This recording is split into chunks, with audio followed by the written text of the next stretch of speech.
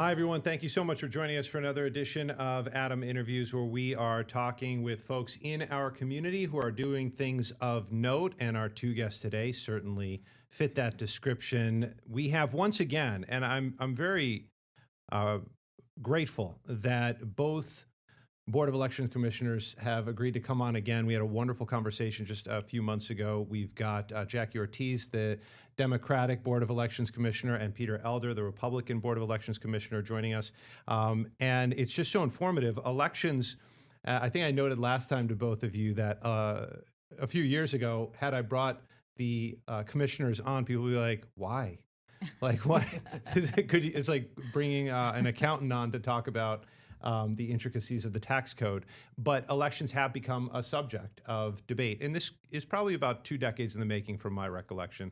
And the most recent topic, of course, is the discussion of nationalizing elections. President Trump saying just the other day that he was looking into nationalizing elections and said something to the effect that he'd like the federal government to take control of elections within 15 states, though it's unclear which states he was talking about or what that control would look like. So at the same time, there is some legislation that's being proposed and has been proposed that we can look at to offer some guidance as to what it is that we might be talking about, or that the president might be talking about, or is he proposing something new? So with that, I want to open the floor.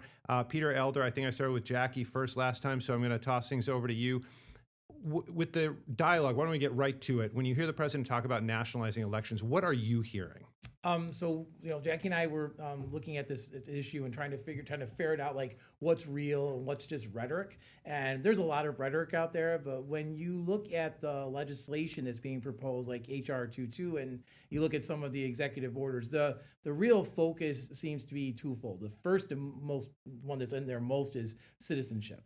There's definitely an emphasis on trying to provide documentation that someone is a citizen of the United States prior to the time that they register to vote, and then providing for how does that work if the documents aren't there, what documents would suffice. And then the second thing they talked a lot about in the executive order was the type of election equipment.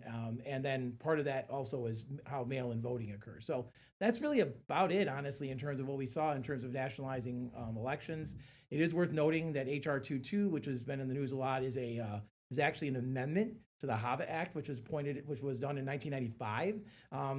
Which also I think is another critical aspect here, that the federal government already does have elements of nationalization in all state elections. Yeah, and we're going to talk about what that looks like in a moment here. John Thune, the Republican leader in the Senate, basically is trying, from what I can gather, to split the difference, or not split the difference, but to separate the SAVE Act from the idea of federal governance or the federal government actually running elections in the states. And he noted that it would be unconstitutional to do so, that the states have been given by the Constitution. So is that something that you would try to do as well? Say, listen, you've got the SAVE Act, and then anything beyond that as far as the government controlling, the federal government controlling municipal elections, county elections with actual federal workers. Is that something that you would oppose, or do you think that that's not being discussed here? Well, the way we've seen like the HAVA Act enforced in the past is that the state would actually adopt that in terms of state legislation. So what I would anticipate is that any federal legislation that's passed on that level would go through a state vetting, would be passed on a state level, and then we would be enforcing elections evenly across the board. So there wouldn't be if we look back historically, there wouldn't be federal officers inside of our office. We just have the state Board of Elections, the County Board of Elections enforcing common election law across the state. So is that kind of what you're talking about, is when you say you're trying to figure out what's rhetoric and what's actually policy? Because any rhetoric that might suggest federal control of state elections, you're saying just at this point in time, you don't see how that could happen? It hasn't happened before, and that's, I think, the biggest thing. When we look at, like I said, the HAVA is probably the premier example of how you federalize elements of an election, and that was just adopted in total by the state, and then enforced through the counties. Would you want it to happen? I mean, would you like federal control of? I respect the Constitution of the United States of America, so I think it's a great document. I think it's a revolutionary document in terms of historical significance, and what's in the Constitution should be enforced, in my opinion. So. And then, Jackie, your thoughts? I guess I'll just kind of toss the same thing over to you, which is we hear the rhetoric from President Trump saying federal control, especially over 15 states, which have been unnamed. And then you have the SAVE Act, which is more about voter ID. Carolyn Levitt, the spokesperson for the president, I think tried to walk his comments towards the SAVE Act, saying he was, concentrating on the SAVE Act. And then the next day, President Trump offered some words that some construed as, no, this isn't this SAVE Act. This is actual federal control of certain states' election process. Your thoughts on where things lie right now? Yeah, so I think if we just, again, back it up here in terms of the first thing that Peter stated was, right, so there are a combination of things going on. You have legislative action that folks are trying to take, you have the executive orders, and then you just have the plain old, rhetoric statements and things of that nature that the president continues to want to make. But what I think is interesting is that there is constantly this conversation of, right, the states can handle, their operations. You saw everything from the Board of Education, right, that was essentially dismantled at the federal level, and everything was the states can handle, right? The states can handle the local Board of Educations can handle things, states, but not when it comes to voting. And so while I understand some of the things that they're trying to implement here, I still think that we need to back up here because I have yet to see any actual proof, if you will, of the concern that they're putting out there, right? We're talking about speculative concerns with very burdensome solutions, in my opinion, right? To date, at least for us here in Monroe County, no one has yet to provide information that anyone has actually, undocumented, has actually voted illegally, right? So again, we're talking about a lot of burdensome solutions, in my opinion, without any real proof of the actual concern. So when we look at all of these additional requirements, additional layers of things that we're talking about, there's so much that would go into that would affect millions of individuals. And it's just something that I just don't think is necessary at this particular point. Yeah, and we've talked about this. Oh, that is not the board that I wanted to go to. We've talked about this in the past, Jackie, about how there hasn't been a lot of, if any, documented fraud or any issues in the Monroe County area. At the same time, you have folks, especially who support SAFE, say, what does it hurt then? Let's have, whether it's a photo ID, we'll make it free for people to get. They can have their birth certificate, they can have anything, but let's just make sure they are who they say they are. Your thoughts on those who say, let's just do that, even if there isn't a problem?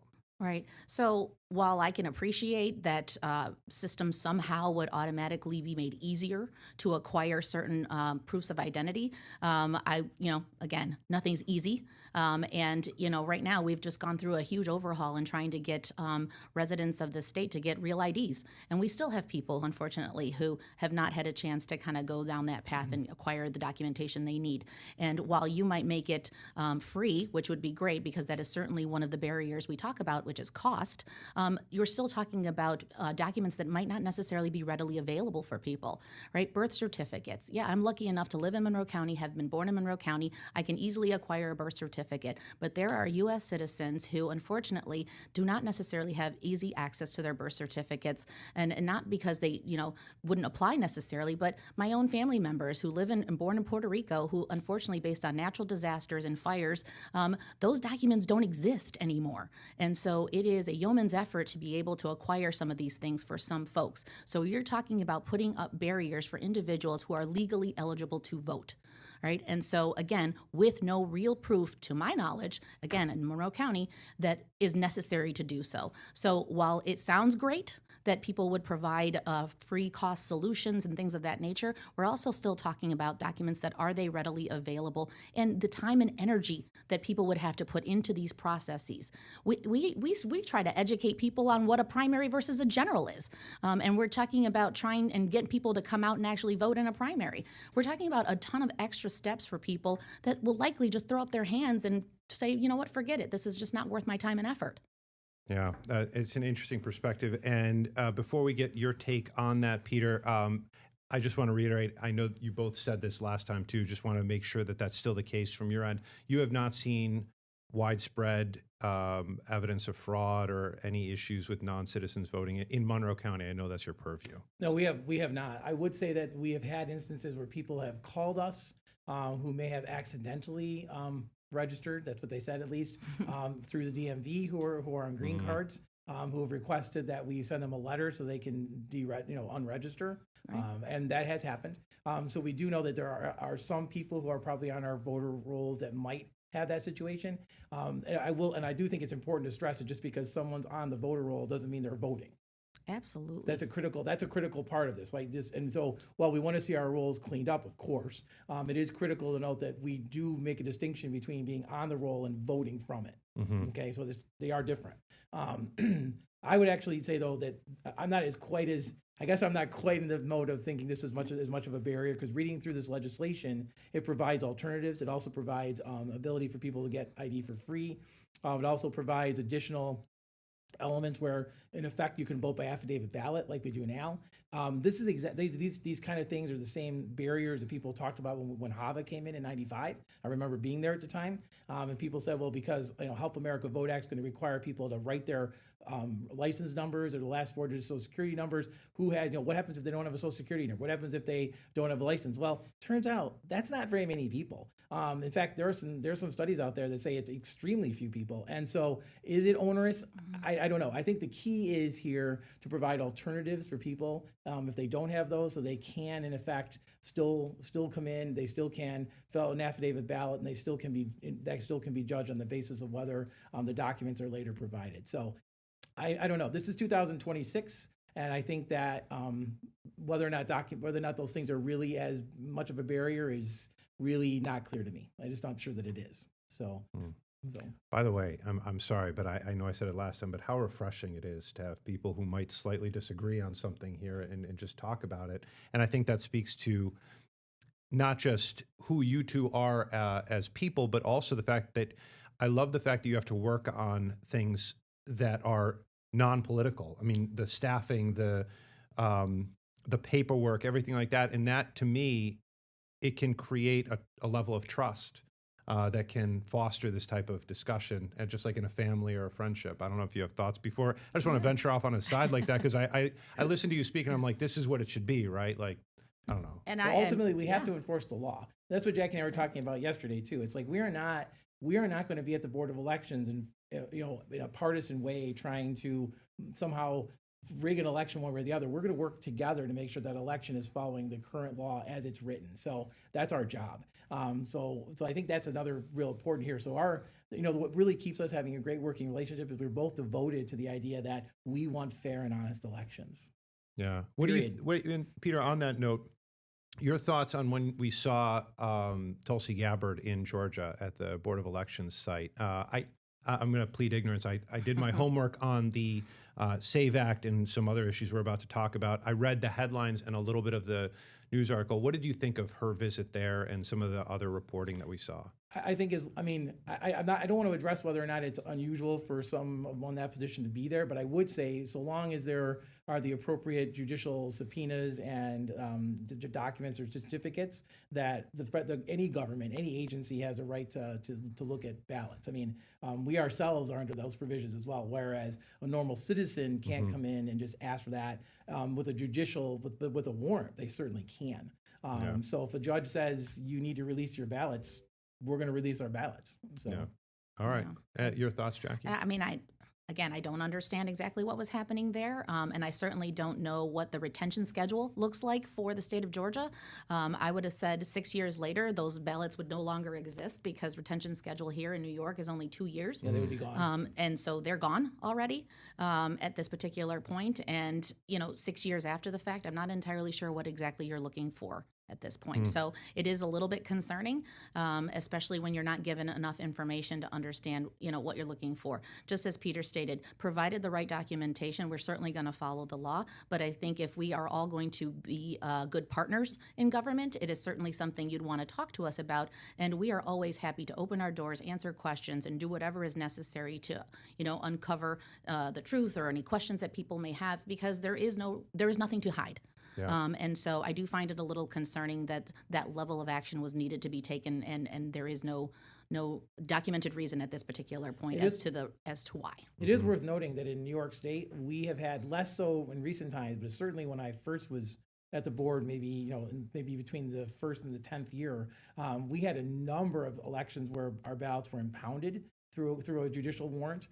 So it's not an unusual occurrence that a judge would actually take a direct interest in what might happen in an election. For instance, there was a congressional race in New York State. I think it was only like what, Jackie, maybe 2 or 3 years ago, where the judge took extraordinary measures in that race. Right, but there were other circumstances surrounding that were local issues as to why. There were, but this is a local board of elections in Georgia. Yes. So the point is judges have an opportunity and obligation to fulfill their duties when they're if they Certainly bring it so. in. Certainly so. I would say that it is. I would say it's still rare. Yeah, I think when you hear what happened in Georgia in 2020 with President Trump calling up, the major election official there and suggesting that they fined 12,000 votes, I think probably people see a correlation, but taken in isolation, you're saying there are certainly instances where, if given the proper documentation and judicial green lights, this is not unheard of. Absolutely not. Yeah.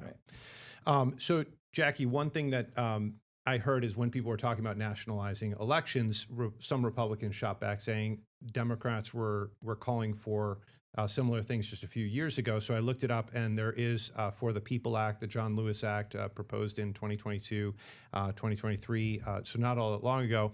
And essentially what that says is it would create standards for elections across the country. So it may be different if someone is thinking that President Trump truly wants to have the federal government come in and control elections. This at least would be different, but it would be federal. You're talking about federalizing election day so people have off, opening up access to elections, certain changes with those who have a felony, that type of thing. There's a host of changes. Your thoughts about the comparison when people say talking about nationalizing certain parts of the election shouldn't be seen as a Republican agenda effort here, but rather something not all that different from what Democrats tried a few years ago. Your thoughts on that comparison? Right, and while I can understand where people are going when they're saying that there were efforts from that perspective, I think we're talking about, in my opinion, right, barriers versus access.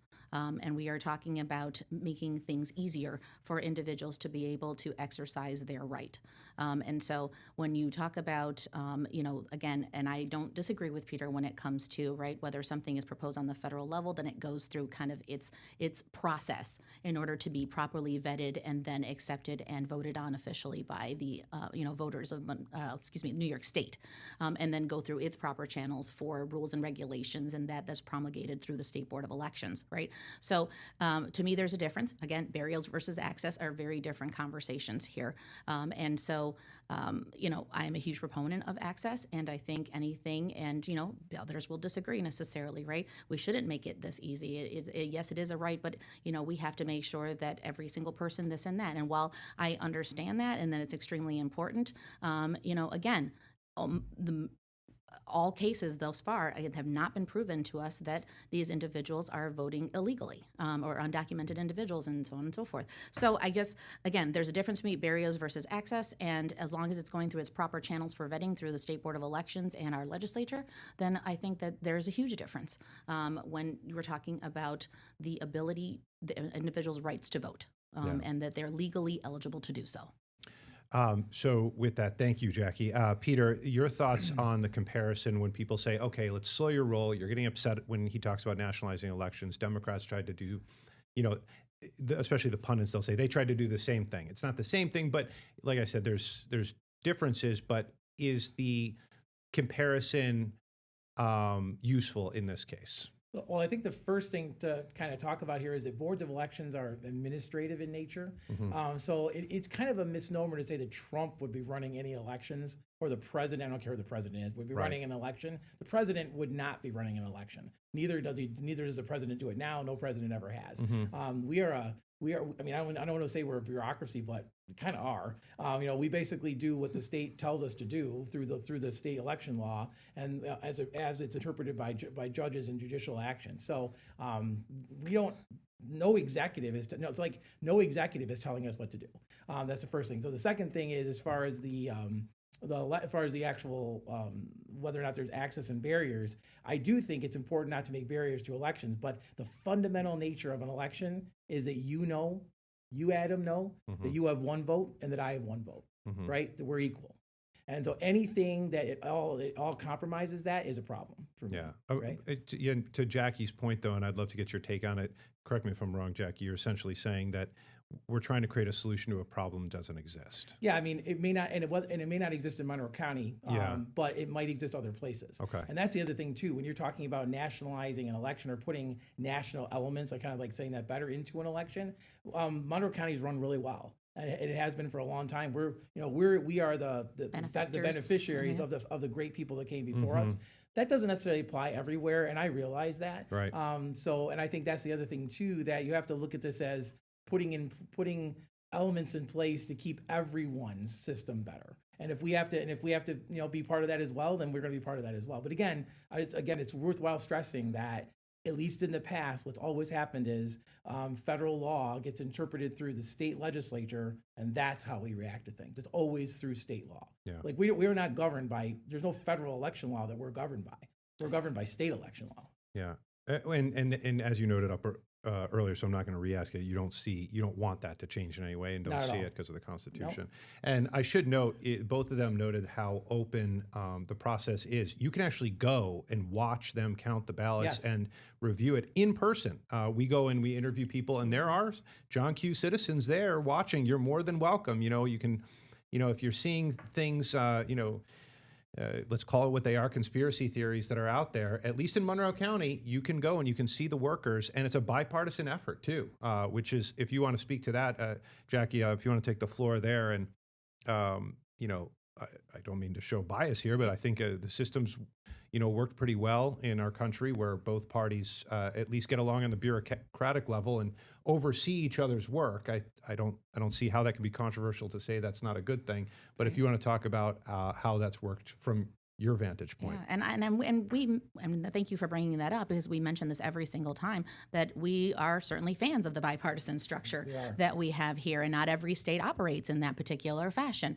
Obviously, everything has its pros and cons, but I would say for us it works very well, and I think it provides, and I at least hope it does, provides the voters of the state a level of confidence that there are those checks and balances, right? There are those safeguards, that we are here, that we are evenly split, that we are watching each other, that we are following the law, that we are, again, ensuring that philosophically and principally that, everything is being reviewed and looked at. And there are certain things that are outlined that we have to follow by the letter. There are other things that we might have a little bit of discretion, but therein lies where we have to have that conversation, and we have to compromise on what exactly that procedure might look like, given some flexibility. So I think is extremely important. And again, there are no secrets. It is exactly outlined in election law what we have to do from point A to point B in order to certify an election. And at every point that you have, we are providing notice to the public, particularly the candidates and party chairs and all of those stakeholders involved, the opportunity to come and view all of the tasks and processes that we have to undergo. So there are a number, again, of safeguards and opportunities for people to ask questions, participate, and again, we're an open book, as we should be. Yeah. Now, and Peter, I'd love to get your take. You had mentioned when we first started talking about gathering together and talking about this, you had noted that there are certain parts of the election process that are already national.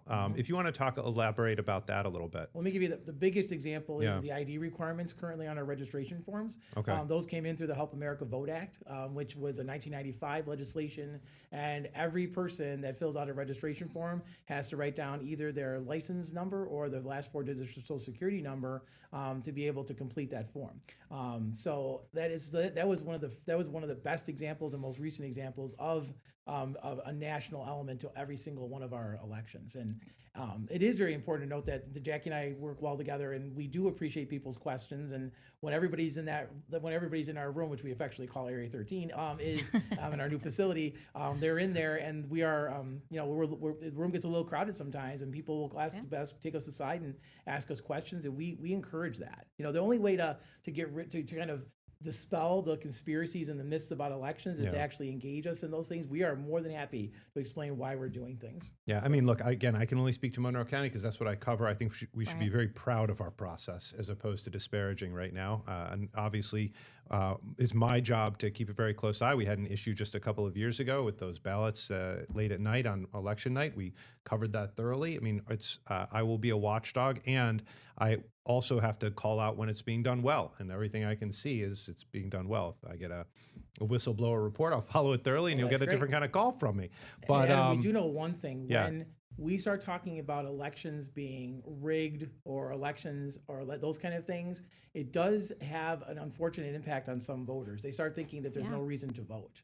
So while I appreciate the need to make sure elections are done well, and of course that's exactly what we're here for, I do think that people need to understand that have faith in the system.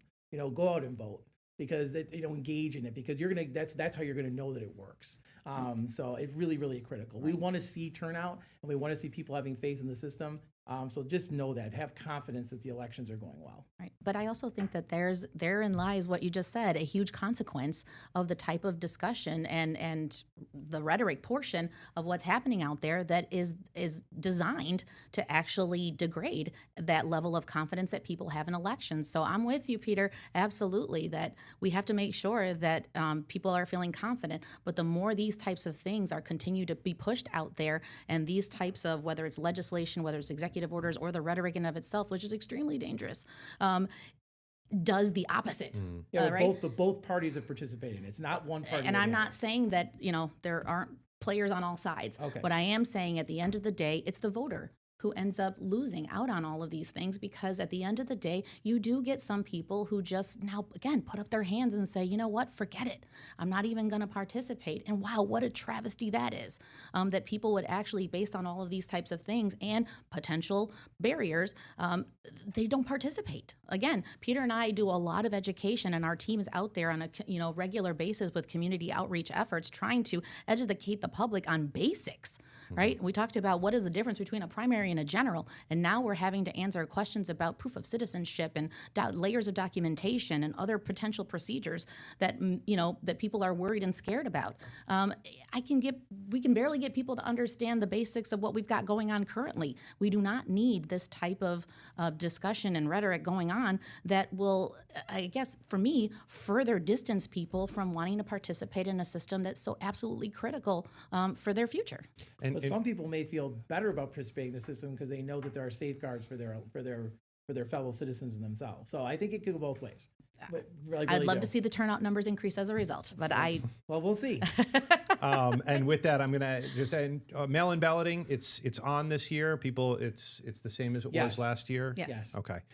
Very good. I can't thank you both enough.